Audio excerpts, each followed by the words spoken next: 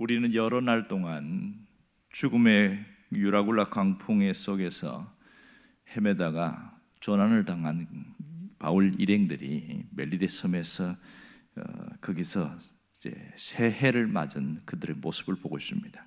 오늘 11절에 보면 석 달 후에 이렇게 이야기합니다. 이 석 달 후에라는 것은 바울 일행들이 멜리데 섬에서 석 달을 머물렀다는 것을 말하고 있습니다. 조난을 당해서 그들이 겨울을 내내 거기에서 있다가 이듬해 봄이 되었다는 얘기겠죠. 그러니까 그들은 새해를 이 멜리데 섬에서 보냈음이 분명합니다. 자, 이 석 달 후에 이 말은 단순히 3개월의 시간이 지났다는 시간적 의미를 얘기하는 것도 있지만, 또 하나는 동시에 그들이 겨울이 지나고 항해할 시기가 되었다. 그 두 가지 이중적인 의미가 있습니다. 이제는 이 겨울에 도무지 항해할 수 없는 그 시기가 지난 따뜻한 봄이 되었기 때문에 항해에 출발할 시간들이 돼서 나아갔음을 알 수 있습니다.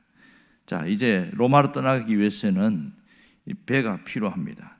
이미 그들이 타고 왔던 배는 자초돼서 더 이상 배로 쓸 수가 없는 그런 상황이었습니다. 이제는 이전과 같은 똑같은 대형 선박이 필요한데, 특이한 것은 알렉산드리아 배를 타고 떠나니 이렇게 말했습니다. 놀랍게도 이 멜리데 섬에 겨울을 난 알렉산드리아 배가 있었다는 사실이죠. 그러니까 이 배 이름이 최초의 어떤 그 파선한 배하고 이름이 똑같아서 굉장히 특이했습니다. 저는 이 내용들을 깊이 보지 못했을 때는 이전에 잘못 이해를 하고 있었어요. 그들이 겨울 내내 뚝딱뚝딱 해서 배를 제대로 건조해가지고 그래서 이제 출발했을 것이다, 이런 생각을 했습니다. 그런데 이미 배를 타고 오면서 그 유라굴라 광풍 속에서 그루도 버리고 뭐 다 기구들 다 버렸잖아요. 배가 움직일 수 있는 그런 능력을 다 끝나버렸기 때문에 불가능한데 그런 좁은 생각을 했습니다. 그렇다면 여기에 이 멜리데 섬에는 또 다른 알렉산드리아 배가 있었다는 겁니다. 그럼 왜 알렉산드리아 배냐? 이 배는 이집트에서 곡물을 싣고 수송하는 배였다는 겁니다. 그래서 알렉산드리아 배라고 표현합니다. 그러니까 대부분 이집트에서 출발한 배 이름들을 어디서 행선지가 어디냐에 따라서 이름이 약간 다릅니다. 바울 일행들이 제일 처음 타고 온 배는 빌립보에서 가이사랴 빌립보에서 아드리아 무테노라는 그런 어려운 표현의 배를 타고 왔는데, 이제 거기 그들이 중간에서 더 큰 대형 선박으로 갈아탔지 않습니까? 자, 이렇게 배를 타고 떠났다 이렇게 말합니다. 자, 이 배를 타고 떠났다는 것은 쉬운 일이 아닙니다. 심리적으로 보면 이 3개월이라는 것은 이미 따뜻한 보금자리가 마련되어 있고 모든 것이 정리된 이 상황에서 떠난다는 거 어렵지요. 사실 봅시다. 역으로 생각해서 바울 일행이 만일 떠나지 않았으면 어떻게 됐을까? 성경의 그 다음 이야기들이 기록될 이유가 없었겠지요. 그리고 떠나지 않았다면 그는 한낱 인간의 어떤 그런 평범한 사람의 모습이겠죠. 왜냐하면 편하니까 여기가. 하지만 그는 과감하게 현실을 떠나서 자신이 가야 할 길을 갔다는 것을 알 수 있습니다. 물론 주 예수의 신분이니까 가야 되기는 합니다만은, 놀라운 것은 그들이 떠날 때에 어떠한 모습이었는가? 10절에 보면 굉장히 융숭한 대접을 받고 떠나는 것을 보게 됩니다. 보면 그 후한 예로 우리를 대접하고 멜리데 섬에 있는 주민들이 굉장히 극진하게 대접을 하고 떠날 때에도 뭘 실었어요? 배에 온갖 쓸 것을 막 다 실어서 그렇게 보낸 것이죠. 자, 이 멜리데 섬 주변에 있는 사람들이 이렇게 물품들을 준비한 이유는 우리가 충분히 살펴보았습니다. 자, 바울이 사실은 이 몸이 건강하지 않았어요. 계속 지병으로 시달리고 있었기 때문에 그를 끝까지 어려운 때에 치료하는 주치의가 누가가 함께 했지 않습니까? 자, 그런 다음에 그 나이가 벌써 이미 노년의 나이입니다. 바울이 지금 50세 약간 중반쯤 된 그 정도 되는데, 그때면 이제는 굉장히 늙을 때입니다. 그러니까 50 중반이 넘으면 그 당시는 상당히 장수했다. 60을 거의 못 넘기는 쪽이 많은데, 이제 특별히 예외로 요한 같은 경우는 98세까지 살아요. 이거는 기적입니다. 2배의 생을 살았다, 그렇게 볼 수 있겠지요. 우리나라 지금하고는 완전히 다른 모습인데, 자, 바울이 그 당시에 멜리데섬에 자초했을 때 그때의 상황을 보면 배가 큰 배니까 더 이상 육지까지 올 수 없으니까 중간에서 배가 확 깨져버렸어요. 그러니까 거기서 수영을 해서 헤엄을 쳐서 멜리데섬에 도착을 했습니다. 설상가상으로 겨울 소낙비까지 내렸어요. 그렇게 해서 온몸에 흠뻑 젖었는데 겨울 소낙비까지 내렸으니 추위에 벌벌벌 떨고 있었던 그런 상황 아닙니까?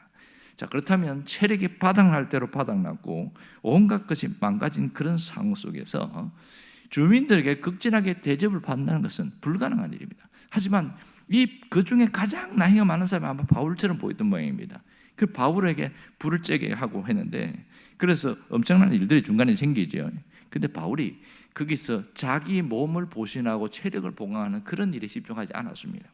그는 자기가 갖고 있는 모든 것을 도움이 필요한 사람들에게 함께 하기 시작한 것이죠. 이 바울의 갑자기 그 뱀에 물렸는데도 살았다는 얘기를 그 당시에 보블리오, 그 멜리데섬의 1인자인 보블리오가 듣고 한번 이분이 누군지 만나봐야겠다. 아니, 이 살모사 같은 그 독사에게 물리고도 안 죽다니 신기해서 그렇게 불렀는데, 마침 그 집에 가서 보니까 그 보블리오의 아버지가 열병과 이질로 거의 사경을 해먹고 죽어가고 있는 거예요.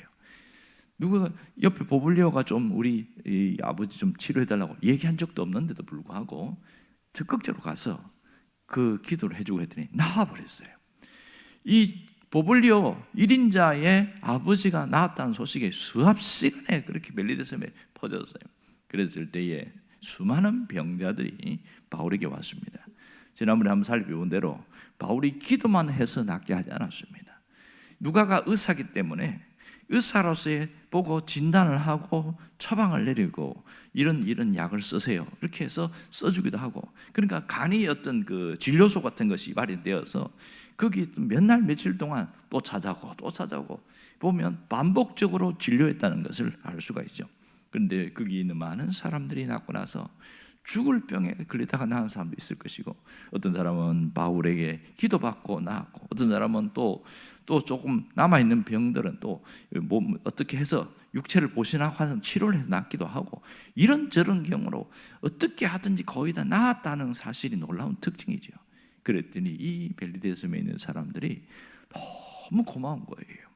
자기 아들이 살고 자기 아버지가 살고 아내가 살고 뭐 이렇게 죽을 병에다 살아났으니 얼마나 감동적이었어요. 그러니 그 3개월 동안 극진하게 대답을 합니다. 극진하게 아주 지극정성으로 대접을 해서 그들의 쓸 것과 잠자리와 모든 것을 다 제공해주고, 그런데도 바울은 그들에게 뭐 했을까요? 복음을 전했다는 것이죠. 왜냐하면 교회사에 보면 이 멜리데섬에 바울이 지나가고 난 다음에 교회가 세워졌다는 얘기가 나옵니다.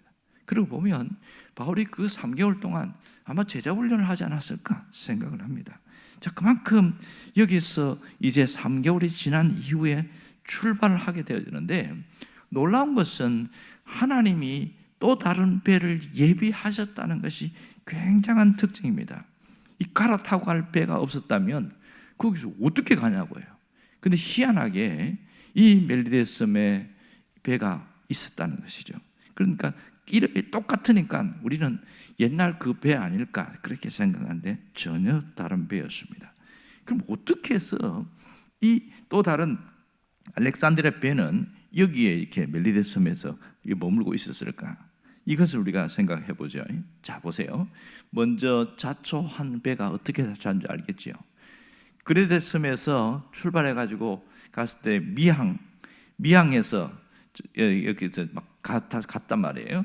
좀 더 나은 곳에 가서 이제 거기서 우리가 여기 너무 좁아서 못 살겠다, 좀 더 한 100km만 가면 더 큰 섬이 있으니까 거기서 좀 있자. 그러다가 유라굴라 광풍 만나가지고 박살나 버렸죠. 완전히 박살났죠. 그런 상황 속에 있었단 말이에요. 자, 그런데 이 새로운 배는 그들이 지금 이 멜리데에서 수라구사 바로 위에까지 불과 100km밖에 안 됩니다. 그 얼마 안 되는 거리예요. 그런데도 가지 않고 멜리데에서 정박을 하고 그 겨울 내내 거기 있었습니다. 여러분, 자신의 이익을 생각한다면 결코 선장이 이 선택을 하면 안 됩니다. 왜냐하면 어떻게 하든지 당시의 선장은 그 곡물을 팔았을 때에 그 가격에 해서 얼마를 받는, 많이 이윤을 남기면 자기에게 많이 떨어졌거든요. 그런 계산을 했습니다. 그냥 얼마를 줄게 이런 게 아니고 이윤이 얼마 남느냐에 따라서 내가 받는 월급의 차이가 확실히 났습니다. 그렇다면 무리해서 그 로마 수라구사가 그 해안변이니까 거기까지 강행을 했을 텐데 절대로 그렇게 하지 않았어요. 왜냐하면 안전이 더 중요하다. 그래서 그 짧은 거리인데도 불구하고 멜리데섬에 정박을 하고 있었던 것이죠. 그래서 배가 어려움이 없이 버텼습니다. 물론 경제적인 손해는 있었겠죠. 그가 배 안에서 또 많은 사람들이 타고 있었을 거니까 그런 상황이었는데, 이 바울이 탄 배는 무리하게 그렇게 자신의 욕심 때문에 집착에다가 다 잃어버렸습니다. 화물, 그 피 같은 돈 같은 그 화물 다 잃어버리고 목숨도 죽을 뻔했잖아요. 바울이 그 자리에 없었다면 거의 죽었죠.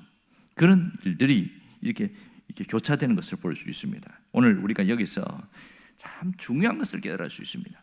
순리대로 살아가는 사람과 순리를 거스려서 살아가는 두 종류의 사람 볼 수 있습니다. 결국 이 멜리데섬을 떠난 이 알렉산드리아 배는 뭘 얘기하냐면 이 세상의 축소판이라는 것을 말하고 있죠. 순리에 충실한 사람과 순리에 충실하지 않은 사람, 차이점은 딱 한 가지입니다. 자기 욕심이 강한 사람은 순리를 거스르는 일을 과감없이 합니다. 괜찮겠지 하다가 박살나는 일들이 많습니다. 또 하나는 이 인생은 멈춤이 아니라 떠나야 하는 존재라는 것을 말하고 있습니다. 떠나야 할 때 떠나지 않으면 내일은 없습니다. 여러분, 우리 삶은 멈춤이 아니라 계속 떠나는 존재인 것을 알 수 있습니다. 어떻게 우리가 오늘 맞이할 수 있었느냐? 어제를 떠났기 때문에 가능한 일입니다. 어제가 지났는데도 아직 어제를 떠나지 못한 사람들은 어떻게 될까요? 어제를 떠나지 못한 사람들의 종류들이 나오는데요, 그것은 딱 한 가지는 이겁니다.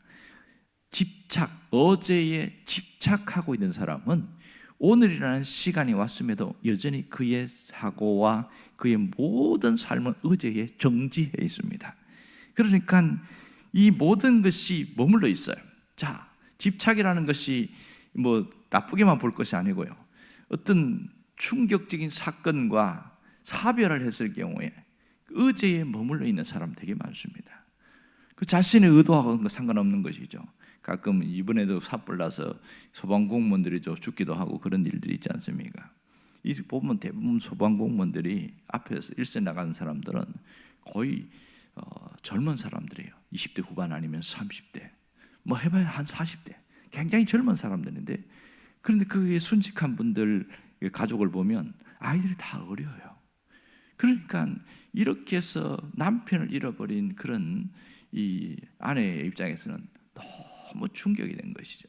그때의 사건에서 거기에서 머물러 있는 거죠. 그 상처 때문에, 그 상처에 거기서 머물러 있어서 어제를 떠나지 못합니다. 어린 자식들이 있음에도 불구하고 이 자식들을 먹여 살려야 되는데 자신의 그 상처 때문에 아무것도 못해요. 그 다른 사람이 와가지고 애들 밥 먹이고 뭐 준비해 옷 입히고 막 이런 거 하고 넋이 나가지고 이러는 사람 봤습니다. 그 상처가 집착이 되는 경우가 있습니다. 또 하나는 욕심이라는 것이 집착이 되어서 하다가 그 굉장히 실패를 했을 때에 후회하는 마음입니다. 그래서 어제에 머물러 있는 거예요. 어제 내가 그거 안 했어야 되는데, 어제 내가 그런 판단 안 해야 되는데, 어제 내가 그 사람 안 만났어야 되는데, 계속 거기 집착해서 세월이 일주일이 가고 한 달이 가고 이런 사람이 있습니다. 또한 부류의 종류는 죽어 있는 사람, 오늘일은 없습니다. 죽어 있는 사람은 이미 이 세상을 떠나지, 이미 오늘이라는 새로운 시간이 왔지만은 그는 여전히 어제에 머물러 있습니다. 자, 우리는 그러면 계속 떠나야 한다는 것을 이야기하고 있는 것이죠. 그런데요, 떠나는데 어떻게 살다가 떠나야 할 것인가? 대단히 중요한 것이죠. 어떻게 살다가 떠나야 할 것인가? 성경에 보면 자기가 열심히 살았는데 후세 사람들로부터 외면당하면서 떠난 사람도 있고, 또 어떤 사람은 그분 죽으면 안 되는데 어떻게 갔을까 안타까워하는 그런 종류의 사람들이 있습니다. 여러분, 우리는요 살아있는 동안 하나님의 섭리를 믿고 섭리를 따라 살다가 가야 합니다. 떠나는 존재이긴 하지만 하나님의 섭리를 따라 사는 것이 중요합니다. 하나님의 섭리를 따라 산다는 것은 말씀 안에서 순리를 따라 살아가는 것을 말합니다. 순리에 충실하게 살아가는 것이죠. 그랬을 때에 오늘 이 본문에 나오는 사람들처럼 자연의 순리에 거스르지 않고 났던 이 알렉산드리아 배는 자초하지 않고 그렇게 머물렀다가 또 가고 같이 타고 가는 그런 모습처럼 이 순리를 거스르고 갈 것이냐, 순리를 따라갈 것이냐는 그 사람의 중심에 무엇이 있느냐는 겁니다. 하나님의 섭리를 따라 사는 사람은 자기 욕심을 앞세우지 않습니다. 언제나 하나님의 원하시는 뜻을 먼저 앞세웁니다. 이런 사람에게는요 이렇게 큰 화를 당하거나 어려운 일들이 없지요. 여러분, 이런 면에서 믿음이란 뭐냐? 믿음은 하나님의 말씀 안에서 하나님의 순리를 따라 사는 것이죠. 믿음은 매일 오늘 내가 떠나는 신앙의 여정의 연속이다, 이렇게 말할 수 있습니다. 자, 매일 떠나는 삶이라는 것은 그렇게 어렵지 않습니다. 바울이 나는 날마다 죽노라 이렇게 이야기를 했어요. 이 말은 내가 더 이상 집착을 갖고 살지 않겠다, 이런 고백이기도 합니다. 왜냐하면 자기를 죽은 사람으로 인정하는 사람이 무슨 욕심을 내고 무슨 집착을 하고 살겠어요. 여러분, 우리가 한 생을 살다가 갑니다. 하지만 내가 어떤 선택을 하느냐에 따라서 우리의 삶의 발자취는 확연하게 달라져요. 우리는 떠나면서 가는 존재입니다. 그렇다면 마지막까지 휘파람 불면서 후회 없는 생을 살아야 하는 마땅한 것이죠.